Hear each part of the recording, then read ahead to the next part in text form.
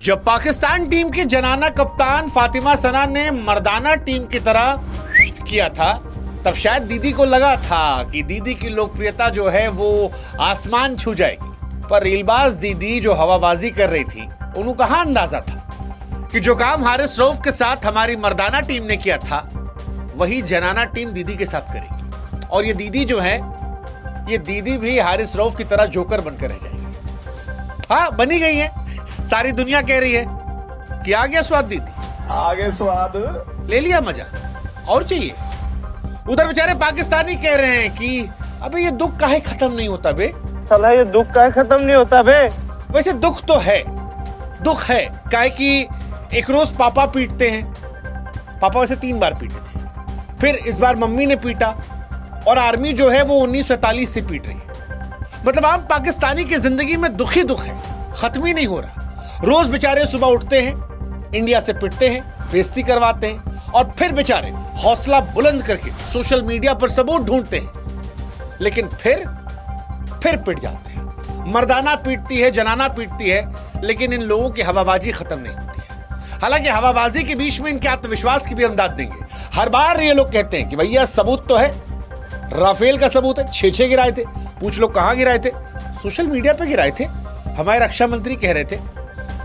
इसीलिए हम भी आज दीदी से कह रहे हैं कि दीदी, तुम भी चाहो तो आसिम मुनीर की तरह फील्ड मार्शल बन जाओ। हाँ, मतलब फेल होने के बाद पाकिस्तान में फील्ड मार्शल का तमगा मिलता है, और पाकिस्तान दुनिया का इकलौता मुल्क है जहां पर प्रमोशन भी मिलता है। तो दीदी, आपको प्रमोशन ले लेना चाहिए। और इसीलिए पाकिस्तान की महिला टीम के साथ जो कुछ हुआ वो कुछ नया नहीं है। ये वही कहानी है जो पाकिस्तान की जनता, पाकिस्तान की फौज साल 1947 से हर मोड़ पर, हर सीमा पर, हर बार मैदान में पाती रहती है। और इस दुख को अब रिकॉर्ड बुक में शायद दर्ज किया जाती है कि कितनी बार ठोके गए, कितनी बार कूटे गए। इंडिया वर्सेस पाकिस्तान में छोरियों का मैच जो था, वो सच कहें तो हमारे लिए एक रियलिटी शो जैसा था। वैसे हमको पता उसी दिन था जिस दिन दीदी ने किया था कि जब ये आएंगी, खेलेंगी तो ये कूटी जाएंगी। लेकिन भारतीय महिला टीम ने हमारी उम्मीदों से और आगे बढ़ के दीदी को रियलिटी चेक दिया। ये समझाया कि जब बात देश की आन बान शान की आती है और देश के अपमान का बदला लेने की आती है, तो हमारी छोरियां भी छोरों से कतई कम नहीं है। कोई फर्क नहीं किया उन्होंने। जैसे बाप ने बेटे को कूटा था, वैसे ही मां ने बेटी को भी कूटा। गजब मारा, 88 रनों से धो डाला। 247 रन बनाकर पाकिस्तान को सिर्फ 159 में टिका दिया।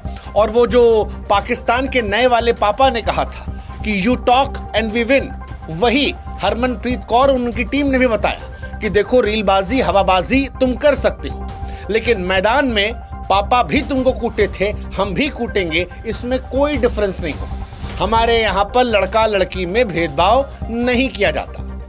अब अगर आप में से कुछ मासूम लोग अभी भी सोच रहे हैं कि दीदी को आज हम क्यों टारगेट कर रहे हैं, तो दीदी ने हमारे मुल्क को टारगेट किया था, इसलिए आज दीदी की हम रिलाई करने वाले हैं। दीदी को आज हम कायदे से, कसम से कह रहे हैं, बिना साबुन शैम्पू के धोने वाले हैं। क्योंकि इन दीदी ने 23 सितंबर को वही जाहिलपना किया था जो मर्दाना टीम से कभी इनके फहीम अशरफ या फिर हारिस रऊफ ने किया था। और कसम से कह रहे हैं, बड़ी खुशी है, आत्मा भरी हुई है इस बात को सोचकर कि इनका भी वही हाल हुआ है जो इनकी मर्दाना टीम में हारिस रऊफ और फहीम अशरफ का हुआ था। हालांकि दीदी की किस्मत इस बार अच्छी थी।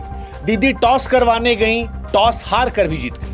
हमको पल भर को लगा कि अगर ये टॉस इंडिया जीत जाता गलती से, तो दीदी और दीदी के मुल्क वाले छाती पीट पीट कर कहते कि देखो भैया, आईसीसी में इंडिया का है, पैसा लगा है, पैसा लगा है, आईसीसी जिता देता है। आईसीसी में तो इनके पापा बैठे हैं। वैसे इनके ही पापा आईसीसी में बैठे हैं। हाँ, बताएंगे कैसे, आगे बताते हैं। लेकिन रेफरी की गलती से दीदी टॉस जीत गई। दीदी ने शायद टेल कहा था, आया हेड, और रेफरी ने कह दिया पाकिस्तान।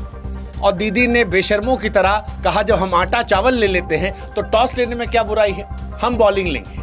बॉलिंग हुई, दीदी की टीम कूटी गई। और दीदी जब बैटिंग करने आई तो दीदी ने बताया कि ये भी फील्ड मार्शल सलमान अली आगा से कम नहीं है।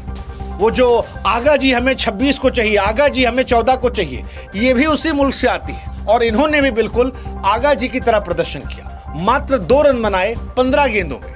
जितनी गेंद खेली उससे भी दीदी का स्ट्राइक रेट कम था। और इसीलिए आज जोकर वाली टोपी जो है वो दीदी की नाक पे हम लगाना चाहते हैं, क्योंकि दीदी इस सर्कस की नई जोकर बन गई है। पाकिस्तान के तमाम जोकरों से आगे निकल गई है।